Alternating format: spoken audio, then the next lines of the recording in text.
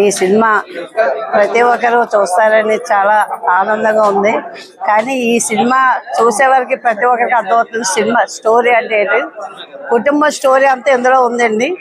కానీ ఇప్పుడు ప్రతి ఒక్కరు ఏదో పెద్ద సినిమాలు అని చెప్పేసి పెద్ద హీరోలు దానికి ఎగబడుతున్నారు తప్ప, కానీ ఇలా చిన్నవి సినిమాలు చూస్తేనే ప్రతి ఒక్కరికి అర్థమవుతుంది కుటుంబ స్టోరీ అంటే మొత్తం ఈ సినిమాలు అనేది ఉంది.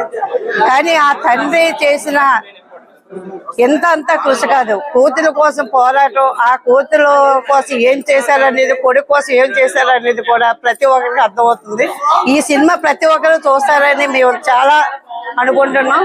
ఇప్పుడు వచ్చే వాళ్ళందరూ మనం ఈ సినిమా కోసం దీని వివరం అనేది చెప్పి ప్రతి ఒక్కరికి తెలియజేసి ఈ సినిమా స్టోరీ అనేది చూస్తే కానీ అర్థం కాదు, మనం చెప్పడం కాదు, మనం పబ్లిసిటీ చేయటం అనేది కాదు, సినిమాల స్టోరీ అనేది ప్రతి ఒక్కరు ఆలోచిస్తే చాలా ఉంటుందని మేము అనుకుంటున్నాం.